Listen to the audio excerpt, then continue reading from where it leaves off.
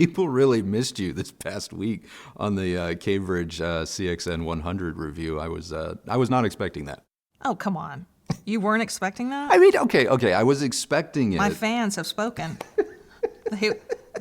The common question in that video is, where's KRISTI? In fact, one said, no, or something to that effect. But the one that got me was, I hope everything between you two is okay. And it's like, oh, wasn't that from some other time? no, well, every time that you just ask for a little time off, or you're like, I don't really have anything different than what we already came up with in the review to say, so we just decide, like, maybe it doesn't need a conversation. Inevitably, we get a comment. Like, oh, is our marriage falling apart? Yeah, is our marriage falling apart? It's like, no, it's just, we literally write these, we write the Sunday episodes together, and sometimes when we're done writing it, she just turns to me and goes, I don't need to say anything more. She's like, you know what's great, though? What? There was one individual who is such a big fan of me that, he let me know that. Oh, that guy. Yeah, he was super happy Yeah. that I wasn't a part of the Cambridge video. Yeah. Yeah. And that he's, was happy that you had made that decision. So this should be quite pleasing. Yeah. To him and this others new format that feel that way. But what's funny though is because you just said, like, how we write these episodes, the review part, we write them together. Yeah. And I mean, yeah. So I just love being somewhat discredited when people just really have no idea how much I'm involved. Yeah. From start to finish, whether I chime in or not. So, yeah, it's anyway. a little weird. And to that fine, upstanding gentleman, let it be known that I wanted to ban your ass. And your super fan, KRISTI, over here, is the reason you're still getting to watch our videos. Oh, yeah. I almost retracted my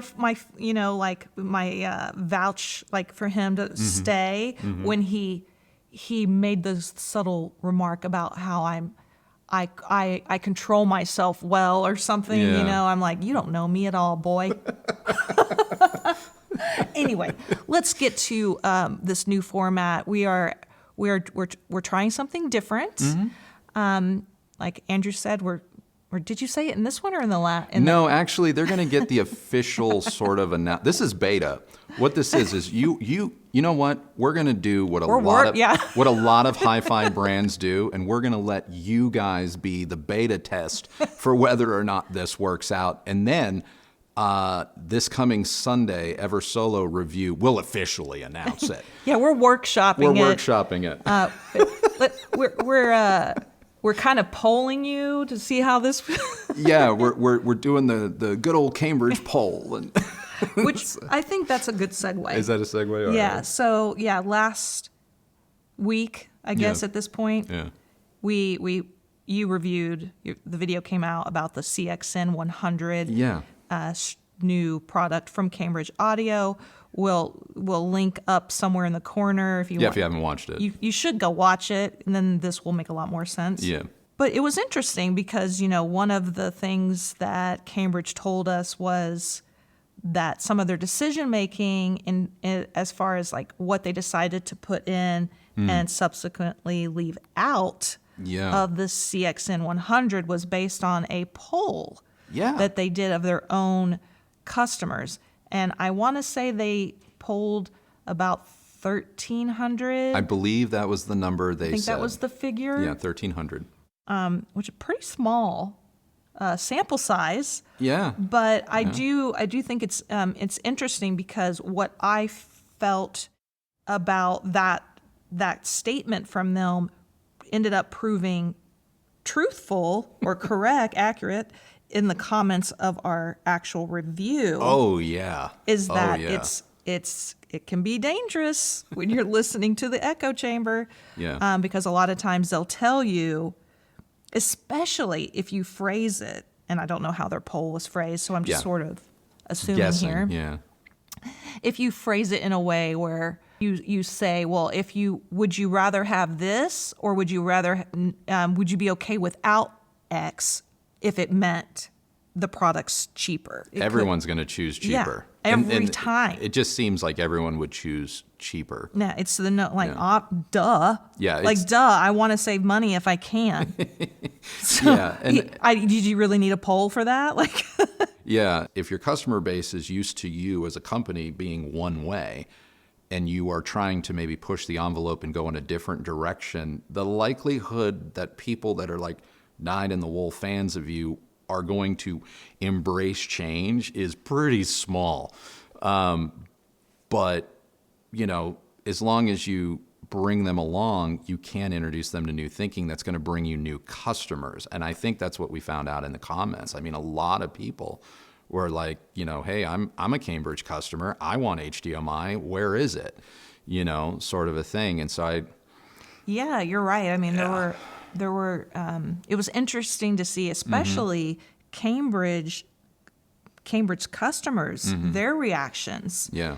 That some of them have the V2, the CXN V2. Great product, by the way. We'll put some of these comments up somewhere on the screen, like, I don't think this new unit is much of an upgrade. Yeah. Seems lazy on their part. I don't know why Cambridge said their customers don't want HDMI. I emailed and asked them for it a few months back and didn't get a response. Oh, wait, that's right. A customer. Yeah, a customer said of that Cambridge. they had emailed Cambridge asking for HDMI. Yeah. Guess he wasn't included on the poll. Right. And goes on to say the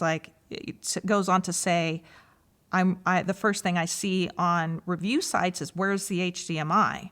So it's not just us. Yeah. Oh. And why did Cambridge introduce MQA support after Tidal announced they're moving away from it? And this person says, I say this as a Cambridge fan who owns the V2, the CXA81, the CXA CD transport, and who really wanted an HDMI solution. Call it 2 years ago, maybe somewhere between a year and 2 years ago, when you and I just started harping on everything that was coming out that lacked HDMI. And we're just like, where is it? Where is it? And the amount of people that would flood into our comments, you don't need it. Stop harping on HDMI. I'm glad it's not there. And yet, here we are in 2024, and we have reviewed a couple of products so far that have not had HDMI, and it is pervasive in the comments. Like, where is it? So, we evolve, we move forward, and maybe I was wanting it a little bit early, the adoption, but I'm telling you, it's here now. It's here now, so it is a miss to not have it. Some of the questions that were left on the CXN 100 review. Okay. Well, first of all, what's the HDMI port going to add, which I'll let you get into in just a moment. Mocom Mike 01, said, honest and maybe ignorant question here. Why is, quote, cost the prevailing excuse HiFi companies don't include HDMI in their $1,000 plus products, yet other companies have no financial problems adding HDMI in, say, a $300 AVR? Yeah. And one thing I would like to respond to you, Moco Mike, one thing I thought was interesting is when I go back and look at Cambridge's responses to our questions, was that at least Cambridge admitted that cost played a role in not including the HDMI in the CXN 100, whereas there are other brands that have gone so far as to go public to what I would say is akin to gaslighting their customers into thinking they don't need it when cost or the inability to implement HDMI successfully was no doubt at play. Yeah. I'm going to have to disagree with you a little bit. What? I am. I'm going to have to disagree with you because I have also gone back over all of Cambridge's responses to our questions. And I would agree with you that at least they admitted cost was an issue, but they originally had it on there. And they made versions of this product during testing or development that had HDMI. That's something that I know I read when I was working on the HDMI portion of that review, but in rereading it and really sitting with it and what I know about manufacturing, especially of electronic products like this, I'm like, no, I've been in the room where it's like companies know the finished cost of something like on a Post-it note. Like before they're even like, oh, what kind of chassis do we put it in? They're like, oh, the deck is this much, this is this much, this goes this much. Let's factor in 20% for what we can't think of right now. Labor, I mean, it's, I don't want to say that it's that dispassionate, but cost is cost no matter what industry you're in. Because the one thing we don't know is, did the price really change? Was this always going to be an $1,100 product with or without HDMI? But we don't know. We don't know that. Earlier, you said you wanted me to talk about HDMI. Several questions left on that review that wanted some further explanation about what the HDMI port would really add. Like, couldn't you just connect this to a TV via an optical RCA? You absolutely could. Make no bones about it. You absolutely could. And in most cases, given what is broadcast, what exists in the streaming, call it streaming video world, you're not even necessarily, especially in stereo, you're not even necessarily going to enjoy higher sound quality over optical. It's going to be, I mean, it's all going to depend on the service you're using. It's all going to depend on a lot of factors. But for the most part, you know, broadcast television, streaming movies and whatnot, when you have to downmix them to stereo PCM, you're kind of going to be able to enjoy the same file formats with either. Where HDMI becomes incredibly important, especially for a product like the CXN100 that comes with 0 remote control in the box. And I know some of you are already like, oh, but the phone. I don't know about you, but sometimes it's 8, 9 o'clock at night, I'm watching a show. I don't want to have my phone. Half the time my phone's charging because it's dying. But I don't always want to have my phone on me, or I don't always want to have to do this because as I'm pulling this out to change something, then I notice I got an email or I got an alert, and then I do that, and then I'm out of it. So it sometimes is nice to just grab the nearest remote or the remote that you normally would control your system with and just rock the volume up and down or hit play or next or whatever. And in that instance, a product like the CXN100 benefits greatly by having HDMI because you can control other connected HDMI devices using a remote that supports that type of thing. So in our case, I could control, or I would have been able to control the CXN100 with our Apple TV remote when it was on its HDMI input. I could have even used our TCL remote or our Sony remote. And that's beneficial. That's really beneficial. Never mind the fact that it lets the CXN just have greater versatility, that maybe you want to enjoy the higher quality DAC in that product to bring a little bit more sensation of sound quality to stereo movie playback. It's something that I cannot begin to, I guess, get people to understand until you've experienced it.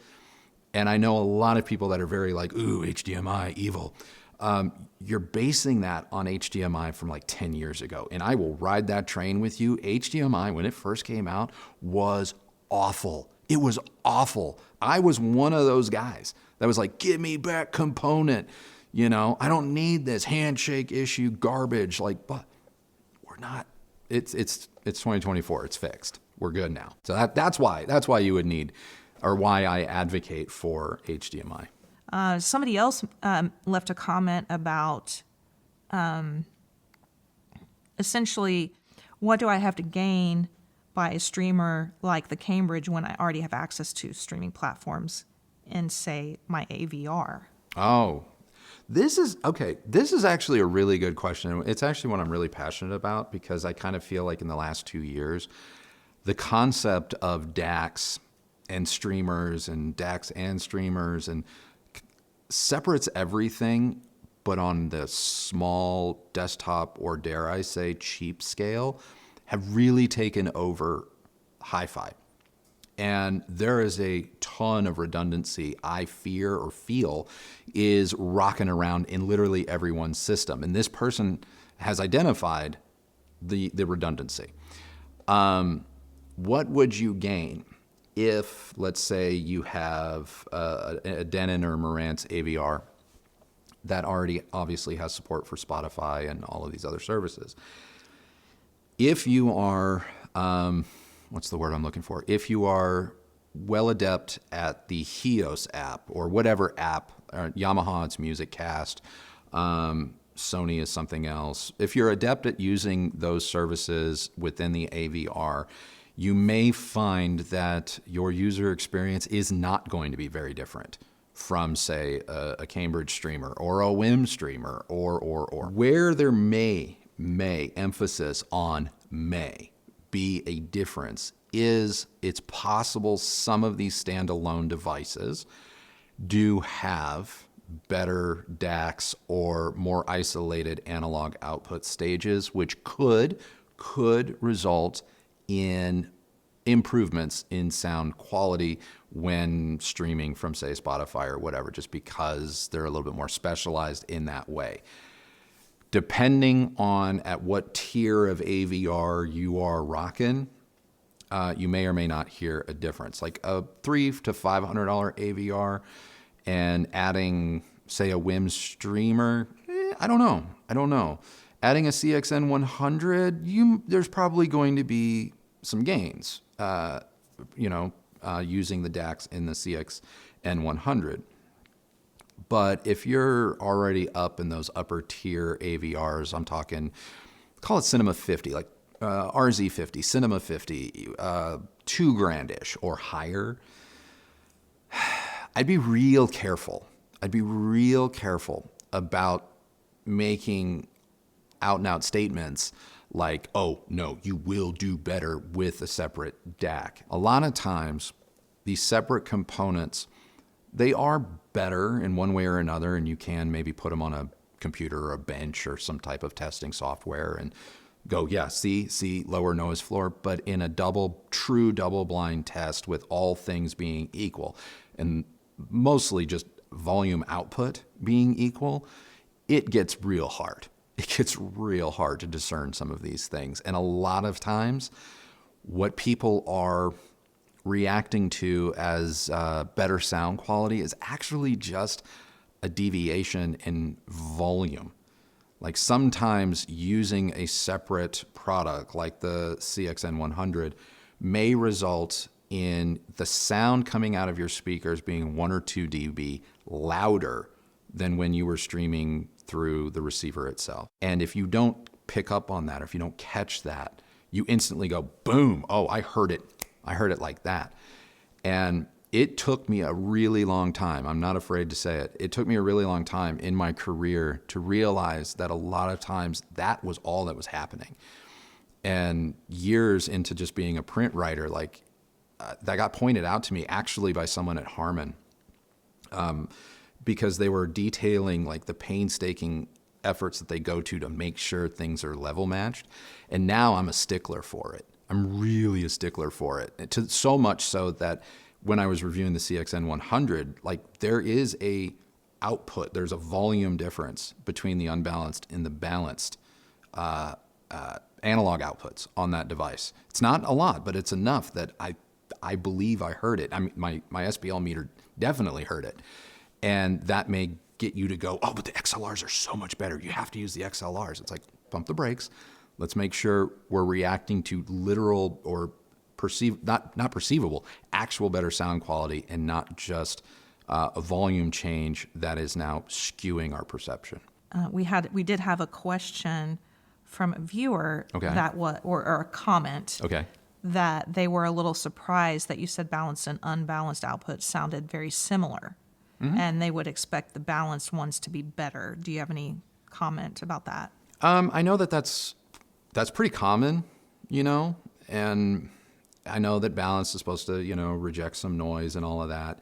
A couple of things about balanced connections is, especially in shorter runs, and I'm talking like 1 meter, half a meter, all the way up to say maybe 2 or 3 meters, all things being equal, I really doubt people are going to hear a difference.